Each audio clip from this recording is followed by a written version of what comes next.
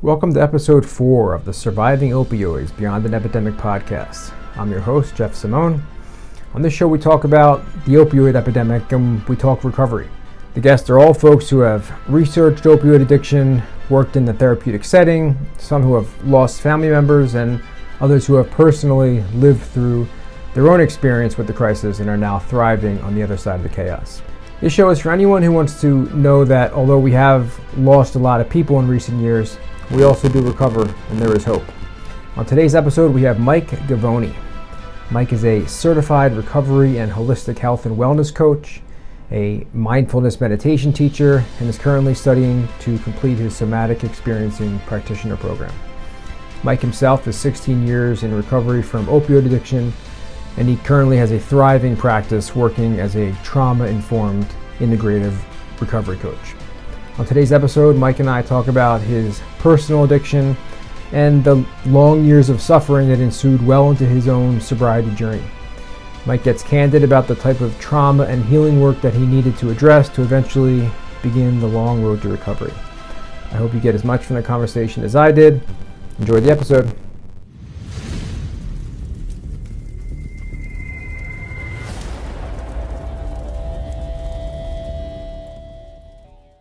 Welcome to the Surviving Opioids Beyond an Epidemic podcast. I'm your host, Jeff Simone. On the show, we talk everything opioids, addiction, and recovery. My guest for today is Mike Govoni. You just heard his bio. He has a great story and a unique perspective on addiction and healing and recovery. And I know that you guys will love his takes on this whole epidemic. So, Mike, good morning. Thanks for being on the show. Jeff, thanks for having me. I'm happy to be here. Now, I've been on your podcast, the Healing Beyond Addiction podcast. So I know a little bit about you and your backstory, but just the basics, So I am interested to hear more about how this whole thing kind of unfolded for you. I know that you were an Oxycontin guy back in the days of the original OCs. The young guns don't know about the original OCs, So basically that would be somewhere between the 2000 to 2010 time frame. Then, for those of you who don't know, OxyContin got reformulated so that you couldn't crush it up anymore, and then everybody either switched to heroin, some of the other prescription pain pills. A lot of people died, and then some people fully recovered. But what I know of you now, anyway, it's hard to picture you as that guy, which I guess you can consider a compliment. It means that you've done a lot of transformational work. But do you want to just start by telling the listeners, a little bit about your backstory, what led you to seeking out the quick comforts of the opioids? For sure. And if we just think of opioids in the basic term as painkillers, I use them because I was in pain. And why else do we use opiates the way opiate addicts use opiates? Because we're in pain. And I first got introduced to opiates when I was about, I want to say 16, 17. We didn't know what they were. And, and I bought an Oxycontin 40 and we split it 4 ways. And I sniffed it. And in that very moment, I felt like I had met my long lost love. And I was completely just nodding out, head down. I remember the cops came to the party. I couldn't even talk to them, but I felt so good inside. And it was like, my buddy Danny Donovan says, it's like, alcohol for him was like a warm blanket. And that's what opiates were for me. And if we look at some of the same pathways that opiates affect, is the same pathways of a mother's love.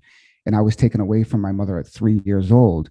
So I was priming those pathways with the opioids. And I fell in love, and it took away my pain. And I began to continue to use them after that. And I went on about a 2.5, 3 year run with opioids. And at the end, I was 138 pounds. I was flushed white. My face was broken out. I was drinking Ensures. That's what old people drink when they really can't eat food. And I had like a stack of Ensures in my room, like about 8 boxes high. And that's what I was consuming for my nutrients. And at that point, I knew I had hit the end where I was either going to get off these or I was going to die. Yeah. And for the first time in my life, I had to admit defeat. And I reached out to my mother, who was, partially sober in and out of Alcoholics Anonymous. And I reached out to her and I said, Ma, I can't stop doing these pills. And she said, all right, son, well, let's go to your doctor. So I said, okay, let me go to my doctor. And at that time I was 18 years old. So I went to my pediatrician's office. Wow. So you had been doing them for 3 years at this point, you said? For 3 years. Yeah. So you started around 16. 16? Yeah. Okay. Wow. And 18 years old, here I am, strung out to the gills, and I'm at my pediatrician's office. I'm sitting on the doctor's, bench there next to a baby scale. And he comes in and he examines me. He's a nice guy, Dr. Morin, beautiful man. And he checks me out and he says, all right, you're good to go. And I looked at him dead in the face and I go, good to go where? And he goes, good to go to detox. And honestly, I was like a deer in a headlight. And I say this not with judgment today, but back then, for me, only like losers went to detox. And my mother went to detox, and people that couldn't get their shit together went to detox. And here I am needing to go to detox. And maybe older people too, right? Like not like an 18-year-old. Totally. And believe me, I don't think that way today, obviously, but I was so stuck in myself back then that I wouldn't even allow myself to go to detox. Yeah. So I didn't. I left that office. I called a buddy and I got some methadone wafers. Now, to this day, I've only seen methadone at one time. I've technically never seen heroin, well, synthetic heroin, Oxycontins, but I didn't know what methadone was. I just knew it helped you get off. And he's like, yeah, break these up into 4s, take one a day and wean yourself off. So you wanted to get off though, right? It's not like your supply just ran out or the guy you were getting them from just couldn't get them anymore. You wanted to get off. I wanted to get off. And at the very end, Jeff, they had taken my soul. Yeah. I was this nasty human being to my family, to my sister, to my girlfriend at the time. And I knew I was at a pivotal point. I was at a crossroad with this substance that I was going to die if I didn't get off of them. And at that point, this is really odd, but I was having dreams of using drugs intravenously. And still to this day, I never did drugs intravenously, but it's almost like I could foresee where this was going. And I was petrified. And at that point, some of my buddies were getting into, drugs intravenously. And I was scared because that was like a whole other level that I didn't want to go to. What year was this that you're talking right now? Because I'm trying to get like a picture of what was going on in terms of the opioid epidemic. 2001. Oh, wow. Okay. So this is very early in the OxyContin stages. Like we're just as a nation at this point starting to realize what this stuff, OxyContin really kind of it took the market around 97 or so, but we didn't really understand what it was doing until around 2000, 2001. Yeah. So my timeline of the understanding of it may not be as clear as yours, but I was just in the mix. And at that point, nothing was clear to me. Right. So yeah, it was just a pill and you broke it up into a few pieces, and what used to last a week is now lasting a day. And for me, I was in so much pain because of my story, my trauma, what I was experiencing, that if I wasn't completely chucking nods and completely obliviated, I was not high enough. Yeah. So I didn't get like energy from them. I wasn't one of those people that could clean their house on Oxycontins. On the contrary, I was completely knocked out. And that's how I liked to be, because I was in so much pain. So I broke those wafers out and I took them each day. At that point, I was having, I had some other things, Klonopins, and I played doctor with myself, not to recommend this to anyone, but I did it. And I weaned myself. Most of us probably did. Yeah. Yeah. And I weaned myself off. And 18 years later, to this day, I have not touched an opiate. Wow. So were you you didn't go to detox. You just went to your buddy. He had the methadone. Were you taken to a 12-step group at this point? Did you have, like an outpatient? Was there any kind of intervention besides this pediatrician saying you're good to go to detox, and then your buddy being like, hey, break up these wafers. I don't know how much is in each one, but break it up into 4 or 5 pieces. You should be good in a couple of weeks. Honestly, Jeff, there was nothing else. And at that point, I had a safe with, some of pills in it that like Klonopins, the wafers. I was using Bach flower essence. I remember 30 days into detoxing, I wanted to jump out of my skin, but I detoxed myself with no support. And at that point, I still was using other substances. So I hadn't got completely sober yet. I didn't get completely sober till 2 years after that, when Oxycontins were knocking at my door, when I was terribly depressed at the end of me using booze. How long were you on the methadone before you felt like you were good to just stop that? Probably 6 weeks, maybe. Okay. So you just literally did all this as an 18-year-old. I mean, you don't know shit about shit at this point. All you know is that when I stop taking this stuff, when I take it, I'm nodding out and I feel better. When I stop taking it, I'm sick. I need to stop taking it. You're probably spending too much. Those 40s were around $25 at that time just for one pill. The 80s were $50. You're like, okay, I can't keep living like this. I got this methadone. I'm taking that for a few weeks. You got off completely. The reason I'm asking you is just because usually the way that story ends is that, you do your 6-week methadone taper and then you get off. And then, a week later, your buddy comes knocking on your door again. He says, hey, look, I have more 40s. And you're like, fuck it, let's go. But that's not what happened to you. So do you want me to add another little curve to the story? Is at that Please. Point, when they say monkeys can't sell bananas, I am one monkey that can sell bananas. So I don't say this proudly, but how I was able to hold up my habit of $500 a day is I sold them. And once again, I'm not proud of that. And I still sold them even though I had put them down. And my will to get off those because they were going to kill me was so strong. So that's another thing I want to kind of myth bust here is a lot of us have really strong wills, and I'm one of them, and I've seen other people. So I don't believe that your will has nothing to do with you getting sober.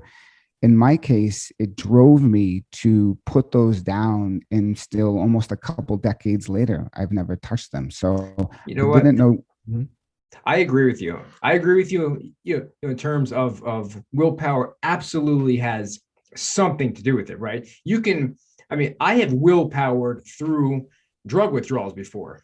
Absolutely. And in fact, I think willpower has a lot to do with somebody successfully completing a detox. Like if somebody gets either brought to treatment or if they're in a detox facility or even just doing it, because I have detoxed.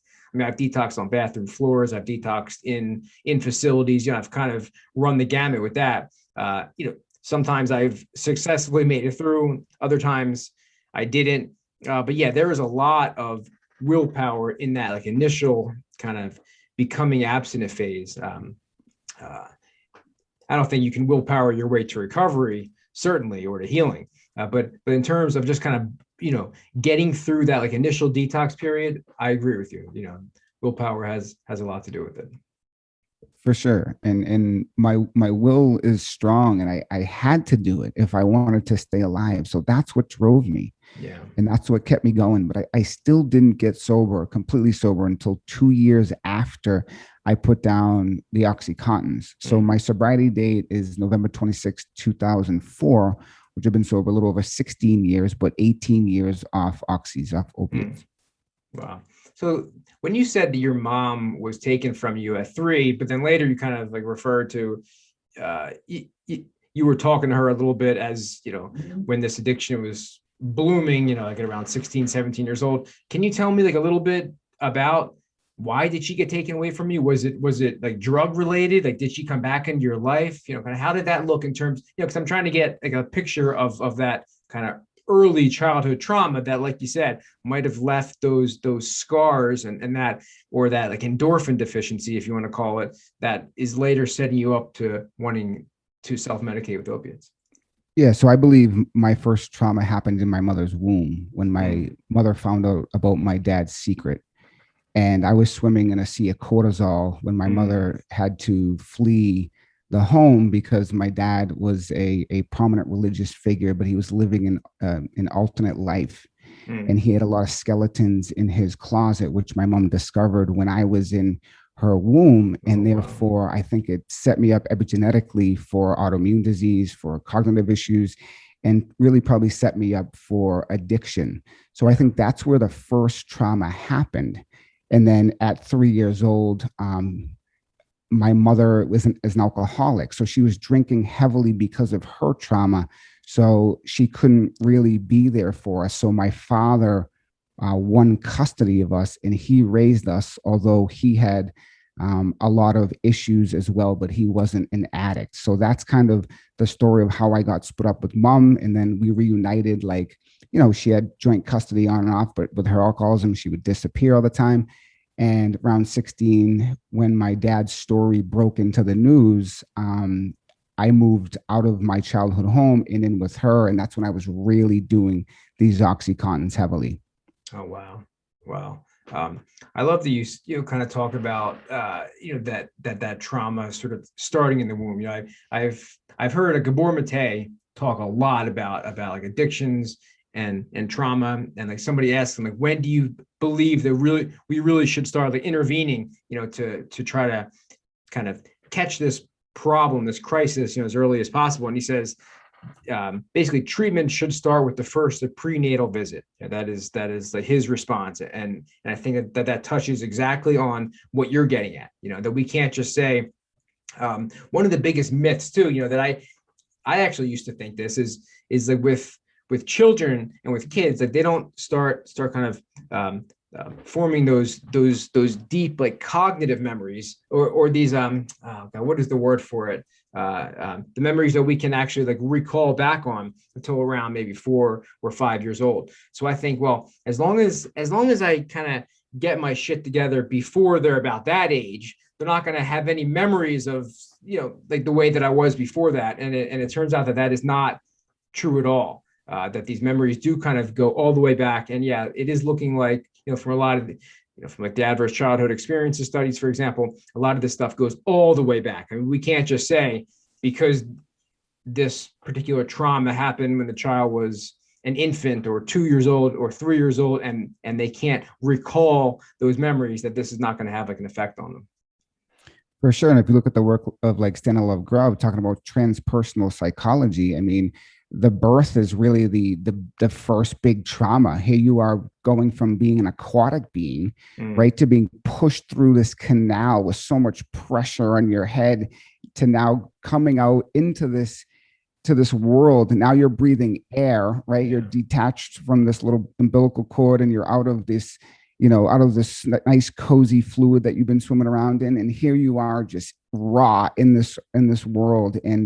And that's really like the first trauma we experience. And some people have traumatic births, and that sets them up to, be predisposition to, addiction, and sets them up to have issues. But a lot of that is precognition. They can't recall it. They can't, it's not in their memory, but it's still in the cell. It's at the cellular level, still in the body. So it's quite fascinating, but I definitely know that's where my first trauma began.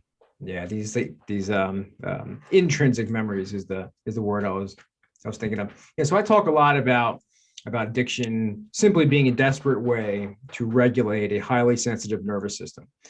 So in this way, if there should be any focus at all in early recovery, I think, it's not to try to fix all the things that have gone wrong overnight, but there should be some urgency around putting systems in place and healthy strategies to start to calm down those sensitive nervous system firings. Because in one way or another, the nervous system is going to get regulated. Basically, it demands to be regulated. The choices are, you either do it yourself through intentional repeated efforts, or your body will do it for you, through other obsessions or compulsions or addictions that you may not even be aware are happening at first. In your experience working with people who've just gotten off opioids or other addictions, what are some of the common substitution addictions that people should look out for? And what was your experience with that? So yeah, my experience is I've tried many of them, right? And even though I put down the substance of choice, I still couldn't stop the running. So my particular nervous system was primed for more of a sympathetic fight or flight. So I was constantly always on the go. I couldn't slow down. Slowing down meant trouble or maybe even death, but not cognitively.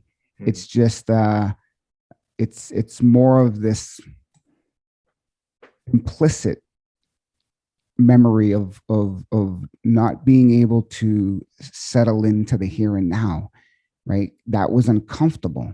And I exercised my way through it. I did triathlons, right? I lifted weights. I chased women, right? I did these things to constantly keep me going, keep me at the apex, unwilling to come down and complete these arousal cycles, but always staying in this sympathetic mode, driving cortisol, driving stress response.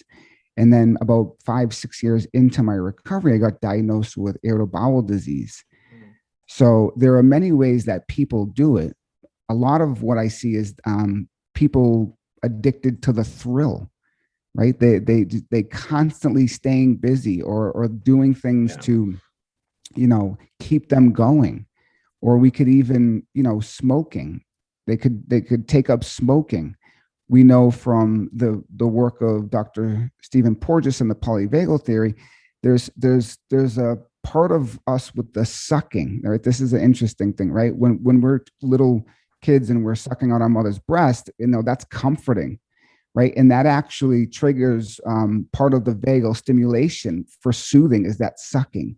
So when I see a bunch of people at like AA meetings, all smoking these cigarettes, they're drawing and trying to access that vagal nerve to try to find that soothing through the smoke, that inhale. So these things happen, like you said, your body is always trying to find that regulation. So we do it in all these ways, but a lot of the ways are not supportive. They're causing us more suffering. So Ajahn Chah, Buddhist monk, he says there's two types of suffering. Suffering you run away from and it chases you everywhere, or suffering you face and so become free. So most of what I see is people still running. And it took me, the stars had to align for me, Jeff, to really have my spiritual shift to wake up. And that's what I needed. So we do it in all different forms, but a lot of it is basically unwilling to coming back to the moment and being with what is. Yeah, I think even just with trauma, like I know that you're very big into trauma. You're an integrative practitioner, and I know that trauma work is a big part of what you focus on. Did you try to get sober for the first time? Like when you were getting sober and you were however old you were, maybe you were 20 or 21 or so, that those first couple of years, were you trying to do this without addressing the trauma? I assume so. And what was your experience like with that? This is a great question. Yes, I didn't even think about trauma. Right? I knew I had a tough upbringing and things happened, but I was just gun-ho on, buying houses, making money, showing you that I was worthy in the world, right? Status, all this stuff. I wasn't thinking about doing my trauma work. I got brought to my knees through chronic illness in recovery that allowed me to transform my trauma in a very profound way. I had a profound spiritual awakening as a result of suffering where I couldn't run anymore. And I had to face myself. And that's my gift that I got from the divine as I was forced to sit down with myself. And when I say sit down, I mean at the end, I was practicing deep meditation for hours on end because my brain was so stimulated. My amygdalas were stuck on, and I was perceiving threats in all different ways, including through the sense of smell. So I developed multiple chemical sensitivity because the inflammation in my gut was in my brain, because the gut and the brain are so intricately connected. So I didn't know what was necessarily going on, but I was at a point where I was going to commit suicide. And rather than committing suicide, I listened to the internal wisdom of myself, and I was guided to the meditation cushion. I was guided to nature, and therefore I had a shift in consciousness. Wow. One thing that I kind of talk about a lot too, and I'm hearing this like in your story. A lot of people think that the problem with even just with opioids, for example, is that they're so addictive and people can't get off them. But if they were just able to somehow make it through a detox, then they just get on this path of recovery and things start getting wonderful. That wasn't my experience. I don't know of any of the opioid folks who just had that experience. Actually, I've seen you comment about the 12 steps. In fact, all of my guests so far, the 12 steps have played a big part in their recoveries, but they've also come to identify in their own journey the place where the 12-step fellowships, although great for promising sobriety, don't necessarily promise healing, right? So I'm often making the distinction between abstinence and recovery. For a lot of the opioid folks, the ones who developed serious dependencies to the opioids, mere abstinence, sometimes like you're describing, it does nothing more than to gradually make life so painful you can hardly stand it. And one thing I've come to learn about recovery is how often I hear about suicides in people who have been physically sober for a little while, and having suffered deeply myself in the first couple of years, I can understand how it could drift in that direction. How did you come to learn about trauma in addiction recovery? It's pretty popular now, and a lot of people are talking about it, but I don't think it was that way 15 years ago, right? Yeah, for sure. There's a shift in consciousness happening amongst the planet in general, with, like, just take a look at like psychedelic assisted psychotherapy. Yeah. Right. The model of mental health is changing. We're using plants and fungus and molecules like MDMA that's probably going to be legalized within the next year or two to help heal PTSD and stress related conditions. And it's showing profound results. So this is a new frontier, which is an exciting time. So how did I really get into it? Well, I started to research when I was really sick, and I left Western medicine with 2 organs on the table, a liver and a colon. No one knew what to do with me. So I knew I had to get myself out of this. And I started, like I said, practicing intense mindfulness. And I started to, look at teachings from the Buddha. And I started to hear practitioners that were both, psychologists and Buddhist practitioners talk about trauma. And I was in this trauma meditation space. And I knew from this profound experience I had that I had released something from my body when I began to have these different alternate experiences, states of consciousness. And as Peter Levine says, he shares that there's 4 doorways in the Buddhist and Tao traditions towards spiritual awakening. And 1 is meditation, 2 is tantric sex, 3 is death, and 4 is trauma. So these are all doorways to spiritual awakening. And as people in recovery, that's what we need. So it wasn't like I was seeking to heal my trauma. I was seeking to heal my body from an inflammatory disease. And in the process, I actually stumbled across my mentor, Dr. Paul Epstein. And Epstein opened the door for me to make the correlations between ACEs, adverse childhood experiences, and addiction, and disease and addiction, and how our biography of what happened to us as children affects our biology. So there's a direct correlation between what happened to you in childhood and how you became addicted. They're linked. They're not separate. And even if you have, let's say, hepatitis, or say HIV, God forbid, or say you have even obesity because you escape through food, these are all connected to the trauma. Because depending upon say you're using dirty needles, sniffing dirty bills, like eating food, say you're over exercising like I did and blew my glutathione system, I'm still trying to escape. And that's a result of that dysregulation in the nervous system, which is trauma. Trauma is not what happened to you. It's what happens within you as a result to what happens to you. And what happens within you, your neurobiology, your wiring in your brain and nervous system become affected. And this is like what's so interesting, Jeff, is people who experience addiction, right, have trauma. Trauma dysregulates and affects the neurobiology. So what do we really have to do? We really have to get our brains right and our nervous system right. And when we address that, the inner self here, our outer life changes, our relationships change, our ability to touch the present moment changes, our states of activation, deactivation begin to level off. So we begin to be connected with the hierarchy of our nervous system, our prefrontal cortex, seat of consciousness, right? So it's amazing things can happen when we begin to address the trauma. But most people, I don't know about you, but I had to bang my head off a lot of different signposts to finally realize, like, holy shit, I got to stop the running. I had to be in a lot of pain. Yeah, pain, like no mud, no lotus.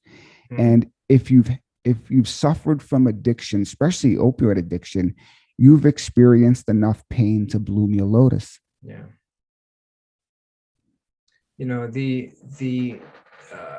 The 12 steps talk a lot about character defects and shortcomings, and some of the older literature uses the word sin a lot. And it sounds like you were indoctrinated with kind of some of that type of thinking, as was I. And I used to be really hard on myself, like when I behaved in a certain way, or if I reacted in a volatile way in like early recovery. Now I've kind of come to this place of compassion, and I see that there's always something behind that kind of stuff, and it's not a matter of being a good or bad person. Or I'll go to meetings. Even I would go to meetings and hear people talking about it's the devil trying to get in and stuff like that. And like there may have been a time when I thought like that too. But no, this is not the devil trying to get in. This is some unhealed part of you trying to be noticed. And I tried to do like my best and to do the prep work to hopefully respond in the best way as often as possible. But I'm not even close to perfect. But for me, that self-compassion, where we can look with interest rather than shame at certain behaviors, is absolutely crucial for someone who expects to feel comfortable in their recovery, because we're going to mess up a lot. And if it leads to guilt every time, your recovery is going to be uncomfortable. And the likelihood is that it probably won't be lasting that long. In your experience, how did you move into that place of self-compassion? Like, how does someone move from that like religious type guilt to this genuine place of compassion that it sounds like you're at? Yeah, so let me just speak real quick on that religious guilt. Now, I'm the son of a born-again Christian preacher, and I grew up with all the religious guilt that any possible human being could grow up with as the minister's son. So I get this very deeply. And what I can say to that is,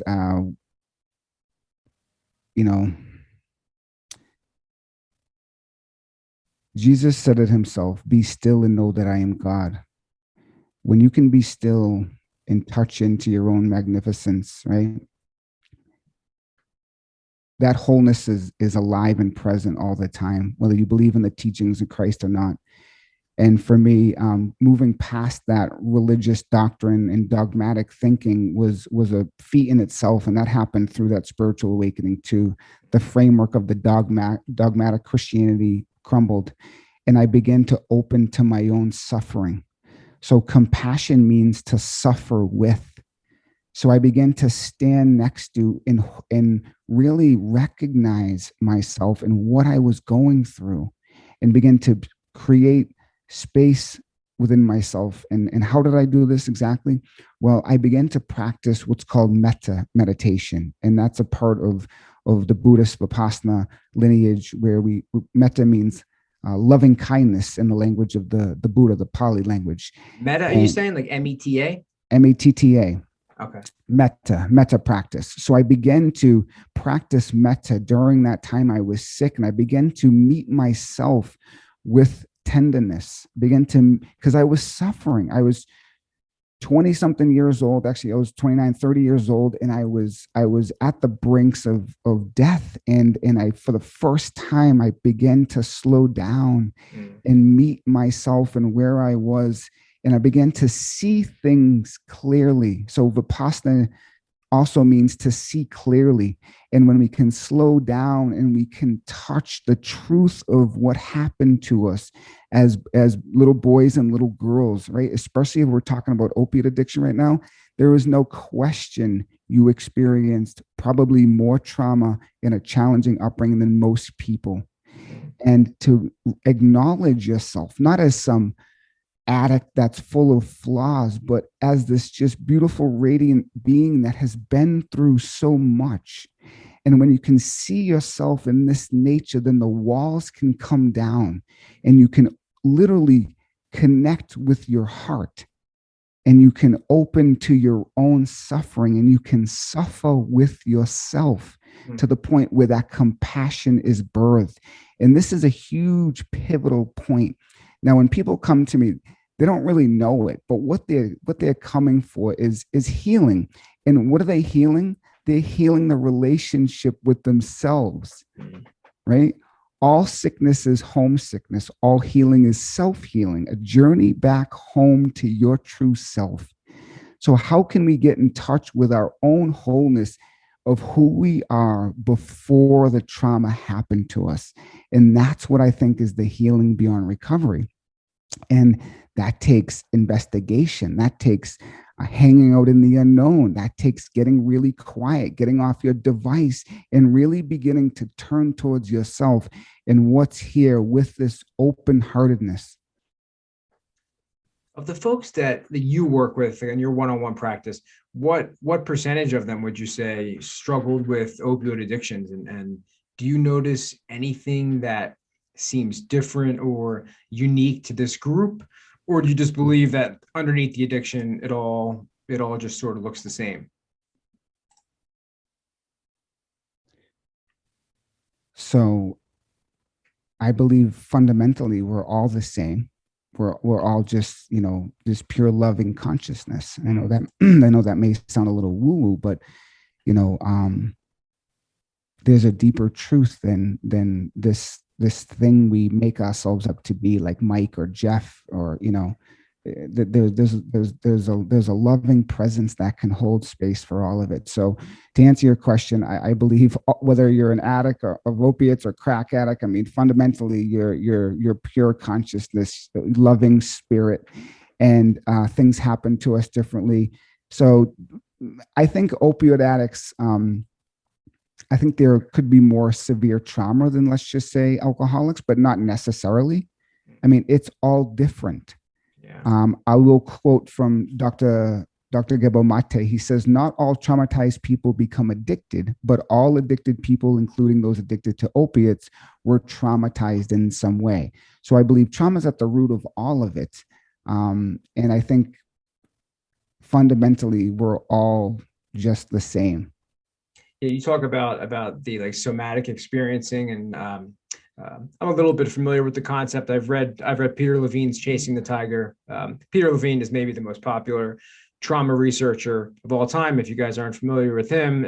And his most successful book, Chasing the Tiger, focuses a lot on this idea of somatic experiencing. Can you explain a little bit about what that is and how it's related to recovery? Because something you hear once in a while is this idea of being in your body, getting into your body. What does that mean? And What are some ways to get into your body? Yeah, so SE is a body orientated therapeutic model applied to different professions to help alleviate and heal the symptoms of traumatic activation of trauma.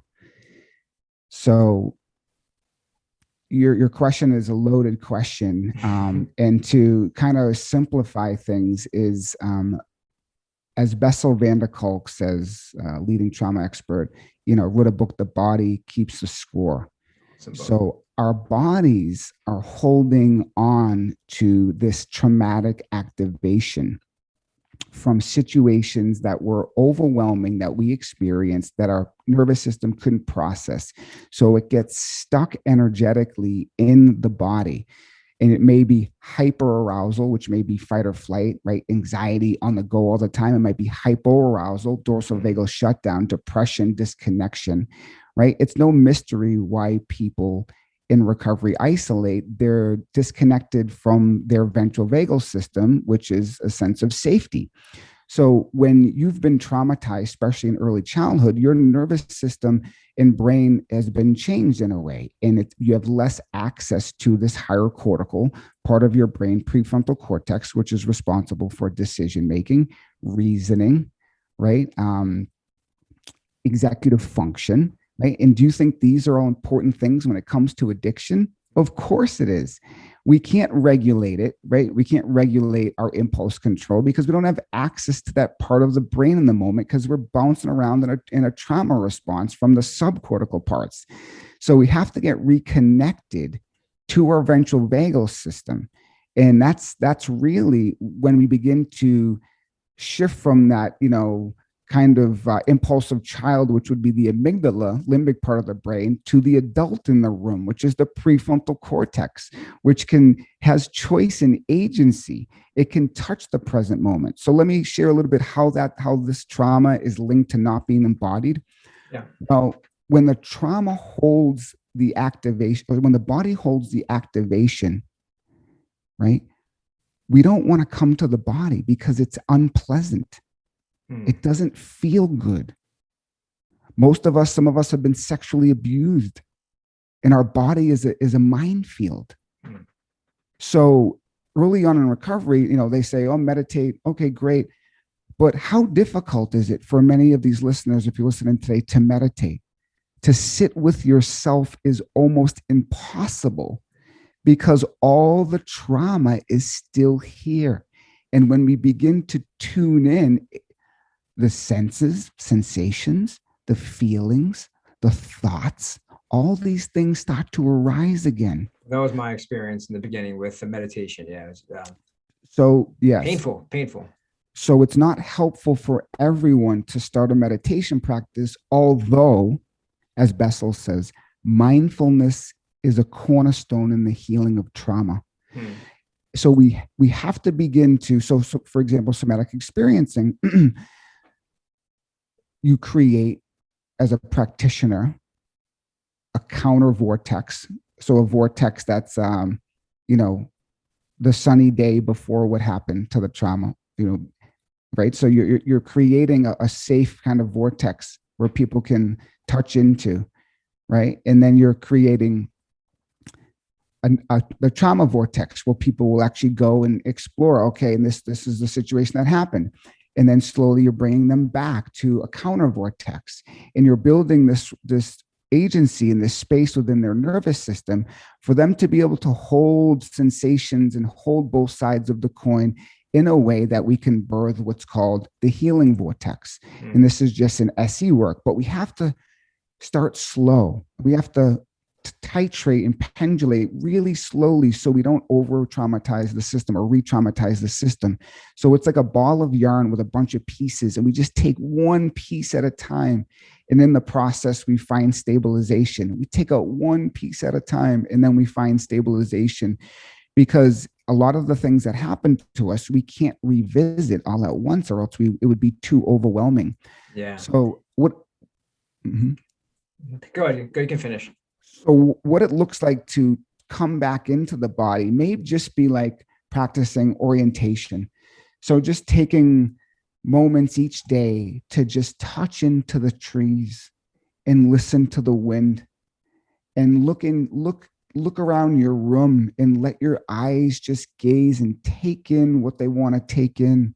And this is, of course, maybe having someone guide you, right? Or you could do some yoga and start to, become embodied that way. A lot of women, even myself, I practiced yoga when I got sick with 60-year-old women for 2 years straight. Yeah. So we have to begin to come to the moment slowly and with guidance and support to be able to feel safe enough to come back into this body, into this skin suit. Yoga has been a big part of my own recovery.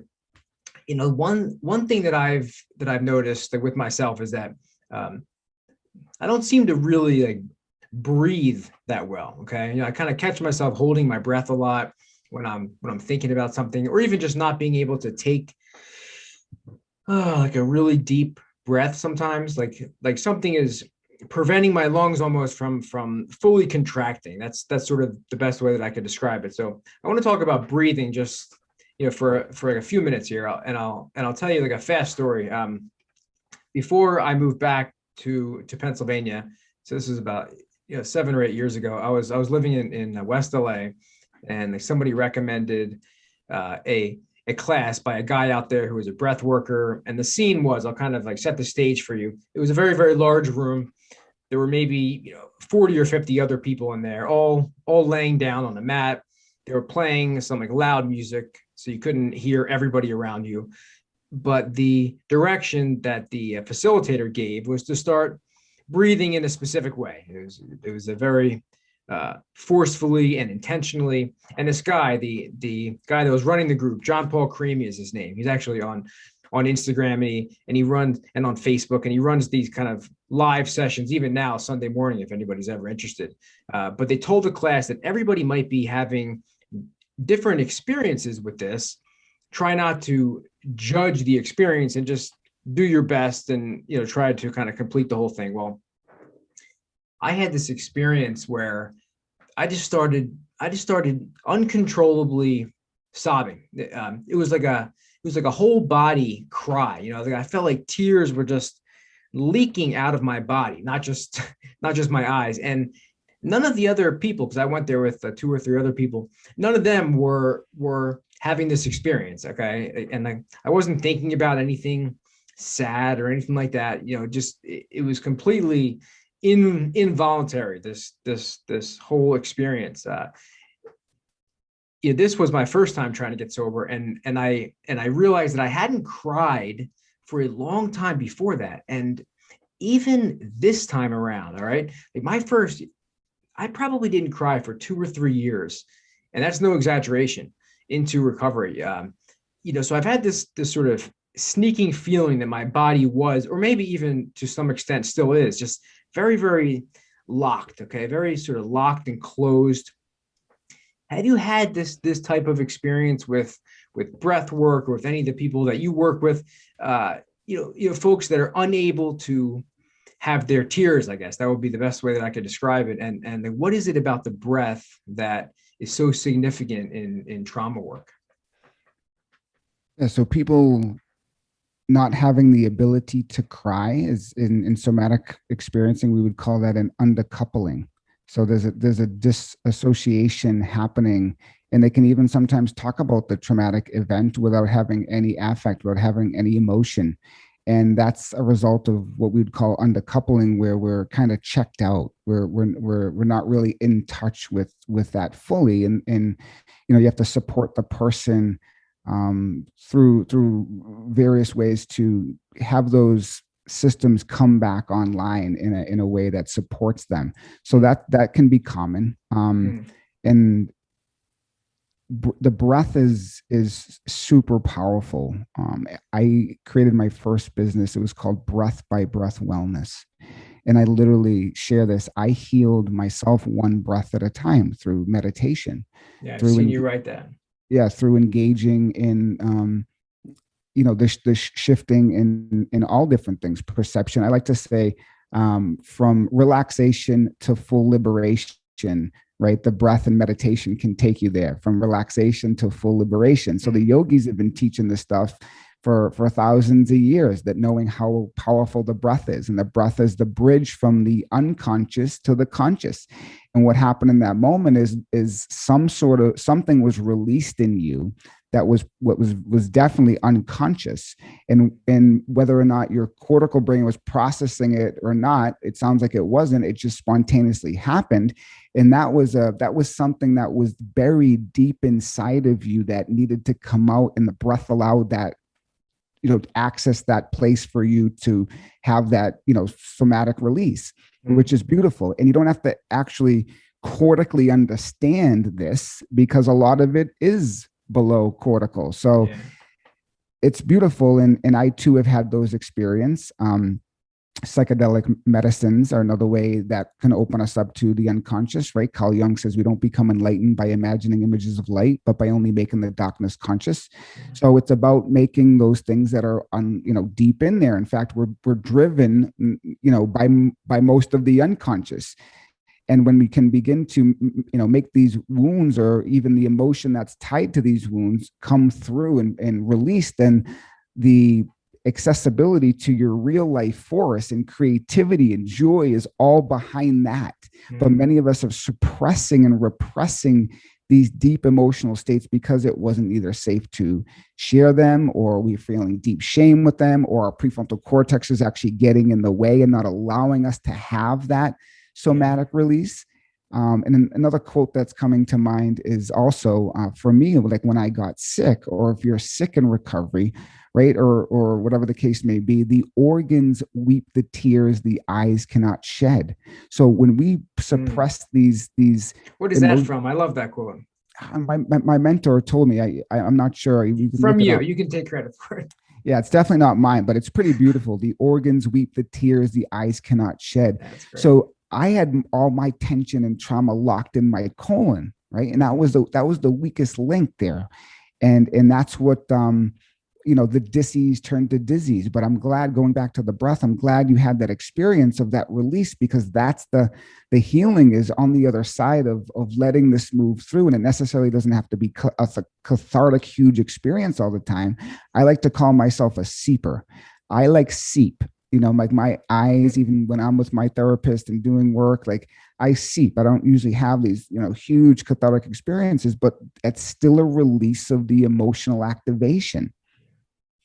You posted like a little series on your Instagram directed at like specific challenges, facing men in recovery. I was just kind of looking through some of your stuff, and I can relate to just about all of them. We talk about trading addictions in the beginning. We talked about that, asking for help, how that's hard for a lot of men, allowing ourselves to feel the feelings again, and then the last one that you just posted was about avoiding connections, how that can be a problem in like early recovery. You wrote that it's not uncommon for men in recovery to avoid connections because a lot of us have been hurt in the past, and a connection might be associated in our minds with pain. Okay, you said that noticing how that was a recurrent problem in your own recovery was necessary for you, and I agree that being aware is the first step for sure. I've noticed the same thing in like my own recovery, the resistance to getting close with people, since I've had some experiences in the past where closeness led to abandonment, and I don't personally know a worse feeling than abandonment, and that's coming from somebody who's kicked a heroin habit, laying on the bathroom floor for a week. Okay, so like one easy way of avoiding that pain, I suppose, is just to not get close with somebody in the first place. How did that play out in your own recovery? And like, how did you move from noticing those patterns, which again, I suppose that would be the first thing that you need to do, and then ultimately doing something about it? So it shows up. These things show up in patterns, and the pattern for me was the inability to really go deep and connect with women. So and I'll speak very vulnerably and transparently. And what I want to say to this is, many men are still trying to, conquer women, and, they're chasing after women and having sex and having a good time per se, but there's no deep connection. And for me, I'll just speak for me because I only have my experience, is I never linked the trauma I experienced with my mother to the difficulties I was having in relationship with women, with the inability to be vulnerable and intimate with them. Now, intimate and sex are two different things per se. So what I was doing was finding myself chasing around a lot of beautiful women and trying to conquer them, but really never showing them who I am, right? I could tell them a story or think I'm even getting close with them, but not a deep, like physical, emotional intimacy. And how that began to come to light for me was it would just happen over and over again. Over and over again, the same situation. Or when it started to get close, and this is unconscious, I would find reasons to leave, like project rather than connect. So one theme I saw within myself, and I even see with some of my clients today, men especially, is we pick apart our partners. We're finding what's wrong with them. What's their flaws? Oh my God, this little pimple on their face. And then it turns into this, then it turns into that. And then we're out the door. And I call that, we have to find ways to connect rather than project. So my story, a little different real quick, is when I was broken from that illness, I connected with my heart for the first time. And at this point, I was dating my now fiance, Evie, and my heart was broken wide open. And I got to connect with this human being deeper than I ever have because I was in such this vulnerable place. And that's what kind of opened my heart up. And as we began to date, I've been with Evie for 8 years now. I'll share with you how we can really begin to tell that we're not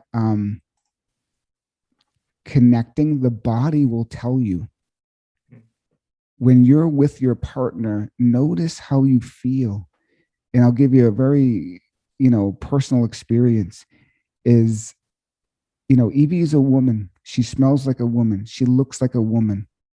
My limbic brain doesn't know she's different from my mother. So when I'm close with this human being and I hold that deep mother wound, my body is saying, oh my God, there's a potential threat. Because when I was a kid and my mother would leave with alcoholism and she would come back and then she would visit me and she'd put her hand on me, I would pull away because I was so afraid of that abandonment again. So years later in my adult relationship, my body has some resistance to really leaning in. So Evie once said to me, she said, Mike, can you lean in for the kiss? And in that moment, I had to tell my body that it was safe to really just let go. Because once again, these memories, these implicit memories are happening in the body. They're being held in the soma, in the tissue. So my partner, luckily and beautifully, is safe enough to hold space for me to navigate those places. And I'm the same with her. And we can explore. And that's the beauty. And if you're a man in recovery or a woman in recovery, try not to focus so much on finding a good looking partner, although that's important maybe, but find one that's really safe. That's great advice. We need safety. And when I got into Alcoholics Anonymous, this is no offense to anyone in Alcoholics Anonymous, this just happens to be about me and my trauma, is I knew I was never going to date a girl in AA or marry a girl in AA long term. I never knew why until years later. They triggered something, that wound that my mom had. They potentially could leave me. They could drink again. And I just knew it, but I could never cortically or consciously make that correlation. So your body will tell you, work with the body, and find reasons to connect rather than project. Man, that's so good. And I was asking that question in my mind. I was talking about it in terms of like friendships, kind of friendships with like other men. And then you went right into like romantic relationships. So it's interesting how because I didn't specify exactly what I was talking about. It's interesting how that stuff, how there's so much overlap there. And it sort of depends upon where, somebody's specific wound was. And if that was never addressed, it's not like it just sort of vanishes into thin air. It might vanish from your conscious memory for a little bit because it's too painful. But like you said, it goes somewhere, and like a good game of whack-a-mole, it's going to pop up somewhere else. And if you're not aware of that, you might have no clue, and you can go through those same cycles for, I would assume that the majority of people probably just go through their entire lives and don't even really recognize that the same things are happening over and over again.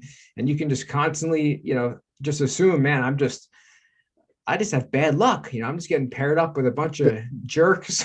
That's where Carl Jung's quote, I can't say verbatim, but we think it's fate, but it's really all this unconscious that's driving all of it. But we think it's fate, and that's why we have to do our work in consciousness, like Gabor says. Is consciousness is the medicine. Becoming aware, shifting consciousness, and that's what the recovery community needs more than anything, is consciousness.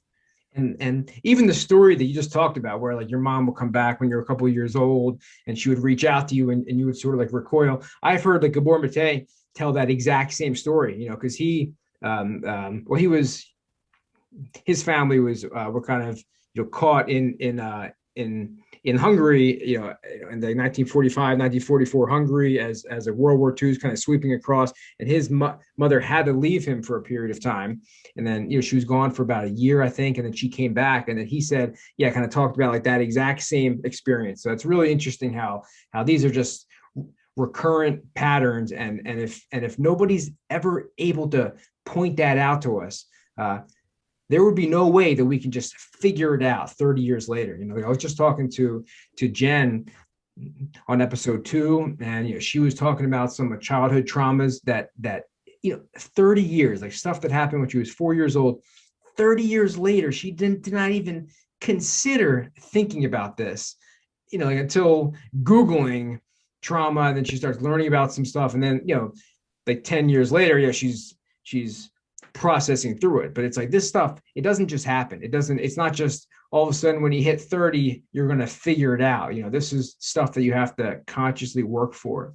And that's what I'm hearing in you, in your work. That's why I think I wanted to talk to you today. Like I said, I've had conversations with you before, but I've been following you for a little while. You're a wealth of information. It's been we're about out of time here, and I have more questions. Like I wanted to talk to you about the gut biome, and I guess this might be setting us up for another part here, but it's all connected. It all plays into, in your case, in my case, opioid addiction recovery, other addictions, other kind of long-term developmental traumas.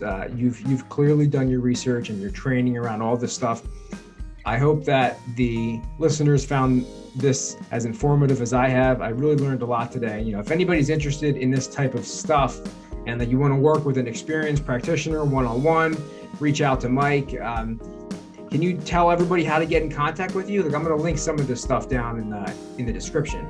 Yeah, so I'm really active on Instagram, and it's Mike Govoni, MikeGovoni. My website is being redone, but you can visit it. It's MikeGovoni.com, and I have a podcast called the Healing Beyond Recovery Podcast, which you can find that on iTunes and all the Apple and all the major platforms. I like your podcast a lot too. I've listened to a lot of your episodes. All right, man.